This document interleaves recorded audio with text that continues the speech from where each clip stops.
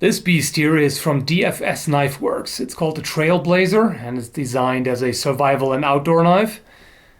It's a handmade AT-CRV2 high carbon steel, oil quenched and triple tempered to a Rockwell hardness of 57 to 59.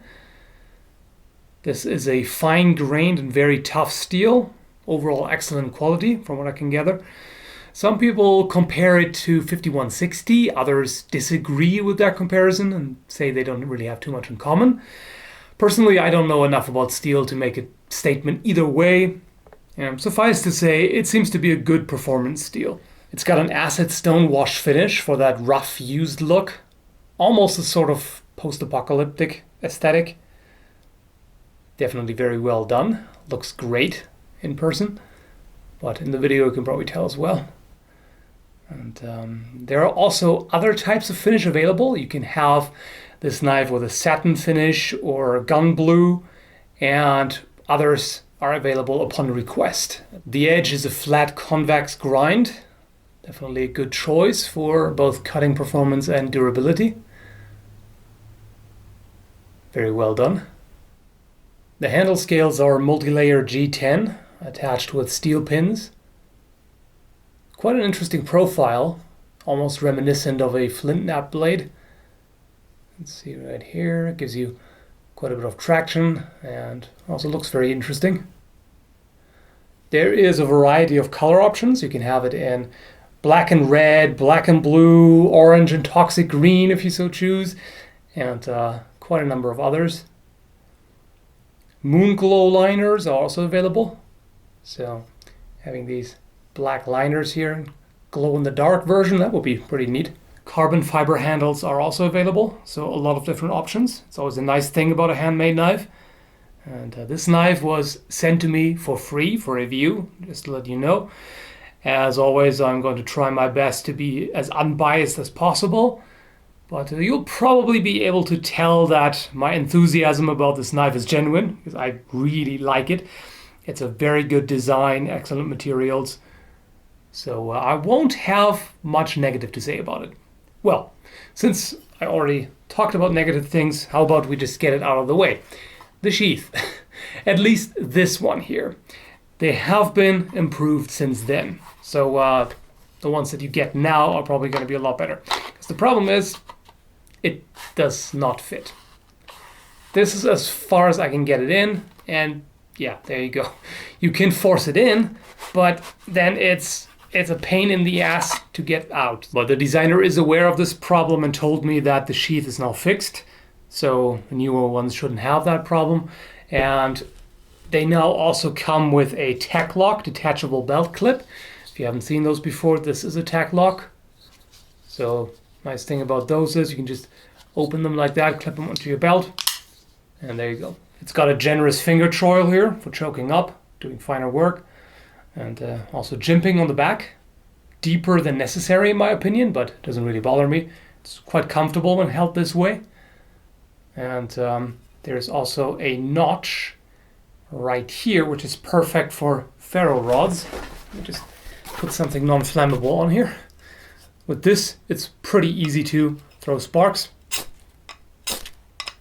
as you can see. So what do I like about this knife? Honestly, pretty much everything. It's really difficult to find any kind of nitpick. The only significant criticism in my opinion is the edge retention. This is the sharpness as it came. It came very sharp, hair shaving sharp. And after quite a bit of cutting and wood chopping and so on, this is where it's at. Noticeably dull. Still usable, but you can definitely tell it's dulled from the use. It definitely needs to be resharpened. I really didn't do that much work with it, and it dulled quite considerably. It's of course always debatable exactly what kind of edge retention you can expect. Other than that, I can only come up with a few nitpicks. Maybe I'd say it could be a little lighter. At least I think it could get away with being a little thinner than this. You can see it's quite a thick blade. Of course, it's a good thing. It means that it's very tough. It does give you extra power. It's just carrying this around might be a bit of a hassle compared to a lighter knife. And some people really don't like heavy blades. But this is really more of a pros and cons thing. Personal preference, of course. I like it. It definitely makes chopping quite easy. It's very powerful. Batoning works very well with it. No problem at all. It's, yeah, as I said, very tough. So no worries about it breaking or bending or anything. No edge damage. I very much like the handle. You don't need anything more fancy than this shape. Fits the hand perfectly. Very nice. And you don't need gloves with this. After a lot of chopping, it can get a little abrasive, but no big deal really. So far, I often found that a flared handle has a tendency to beat up the little finger when you're chopping, but this here, really not. I barely noticed that. So it works very well. As you can see, it has 2 holes here, so you can attach a lanyard in various ways. Quite nice. And yeah, easily one of the most comfortable handles I've tried so far. Nothing bad to say about it. It's not cheap, not surprising considering it's basically a custom knife. It was a bit over 360 Canadian dollars. I don't quite remember. I didn't write down the price because, well, sometimes I derp. But I'm going to post everything, information, specifications and price and link to where you can get it down below in the video description. And the Etsy store automatically converted to Canadian dollars, so I'm not sure what the price in US dollars is. But in any case, to some people that may seem expensive, but if you know what handmade knives typically cost, and also considering the materials, it's perfectly reasonable. As you can see, the fit is perfect, no gaps of any sort. So as much as I try to find cons as well, it's pretty difficult to find anything significant. And if I can't find any substantial negatives, it doesn't make any sense to try to pull something out of my rear end either, now does it? So if you want to call me biased for that, well, go ahead, you filthy liar. Just one final thing to mention. Chris Thorne, the designer, was very forthcoming with information about the knives. He told me exactly how it was tempered and to what hardness, and more information about the materials. So that's always a good sign. If a maker is somewhat secretive about the materials they use, it's probably because it's cheap and low quality and whatnot. So in this case, there is simply nothing to hide. So overall, if you can afford the price tag, I would highly, highly recommend this knife. It's really great for survival and outdoor use. And what can I say? It's a no-nonsense design, well executed. Get this thing. It's good. That's really all I can say. So, hope you found this helpful, and thanks for watching.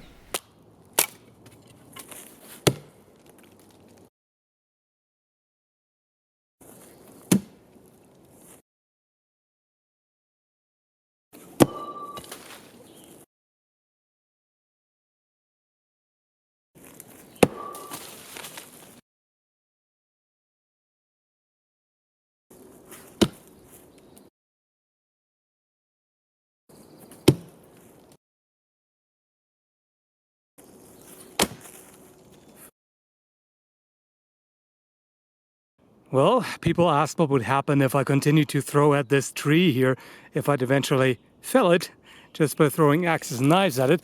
But the answer is no. Before that happens, I'd start to lose my blades. So I just had to carefully hack into it in order to get the knife out. In other words, I think this tree is out of commission. It's really dead.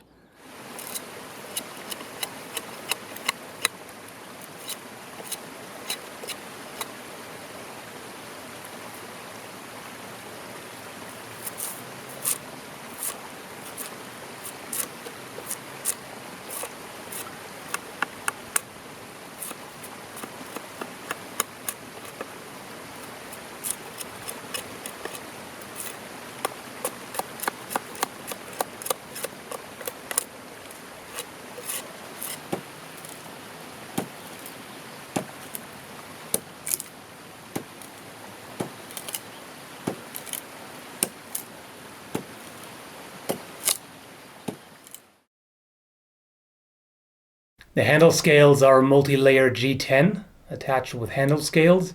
What? Handle scales attached with handle scales. Now I've really lost it.